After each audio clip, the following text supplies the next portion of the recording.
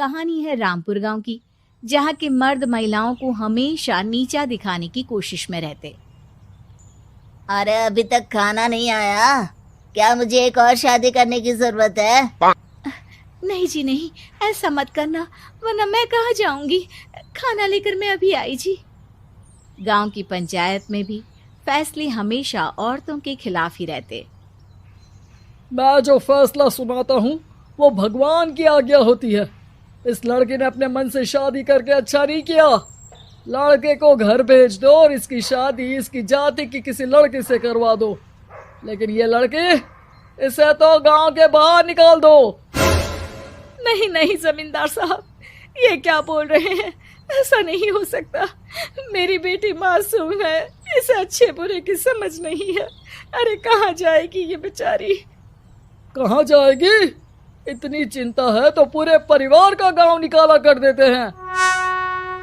बेचारे पूरे बसे बसाए परिवार को गांव छोड़ना पड़ता है।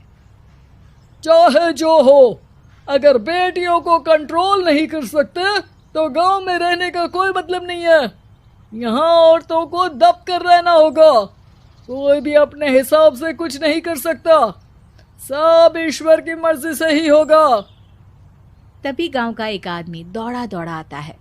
सरपंच साहब, जमींदार साहब, वो कालिया है ना, उसकी बेटी पढ़ने के लिए शहर जा रही है। अच्छा, ये कब हो गया? और कालिया की हिम्मत कैसे हो गई ऐसा करने की? लेकर आओ उसे और उसकी बेटी को। बस फिर क्या था, हाजिर हो जाते हैं कालिया और उसकी बेटी सरपंच के सामने। अरे कालिया, ये क्या सुनने में आ रहा है? बेटी को इंजीनियर बना रहा है तू? और ये बता, गांव में तो स्कूल नहीं है, फिर कहां से इतनी क्लास पास कर गई तेरी बेटी? राधा, जो कि कालिया की बेटी है, उसे लगता है कि सरपंच उसकी तारीफ कर रहे हैं। सरपंच जी, मैंने ऑनलाइन पढ़ाई की है, डिस्टेंस लर्निंग से। सभी में मैंने अच्छे नंबर पाए हैं, जिसे देखते हुए शहर की इंजीनियरिंग कॉलेज में मुझे स्कॉलरशिप मिली है।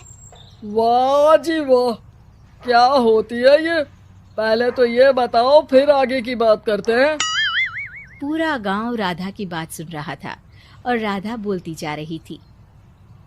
तो ऐसे मैं फ्री में एक अच्छी शिक्षा लेकर गांव में जो कुछ परेशानियां हैं, जैसे बिजली, पानी और इंटरनेट जैसी समस्याओं के लिए काम करूंगी। मैं गांव को शहर से जोड़ने के लिए पुल का निर्माण करवाने का प्रस्ताव रखूंगी। मुझे पूरी उम्मीद है कि जल्द ही हमारा गांव भी तरक्की की राह पर चल पड़ेगा। राधा की बात सुनकर सारे गांव वाले ताली बजाने लगते हैं। सरपंच को समझ नहीं आता कि वो क्या करे। चुप रह नादान लड़की, गांव के खिलाफ जाने के लिए तुझे गांव से बेदखल कर दिया जाएगा, वो भी पूरे परिवार के साथ। और हाँ, अगर ठीक से गांव में रहना चाहती है तो ये पढ़ाई लिखाई छोड़ दे। हम तेरे लिए गांव का कोई होनहार लड़का देखेंगे। तभी गांव का एक आदमी बोल पड़ता है। अरे नहीं नहीं सरपंच जी, राधा बिटिया जो बता रही है, अगर वैसा हो जाए तो हम लोगों को पैसा कमाने के लिए बाहर नहीं जाना पड़ेगा। हाँ जी, और ना ही कोसों दूर पानी के लिए भटकना पड़ेगा। हमारे बच्चे भी अच्छी पढ़ाई कर सकेंगे और आगे बढ़ेंगे, ना कि हमारी तरह खेती करते बैठेंगे। क्यों गांव वालों, राधा बिटिया का साथ देना चाहिए ना। सरपंच देखता है कि गांव राधा के साथ है तो वो चुप हो जाता है। वो घर आकर अपने सलाहकार से बात करता है।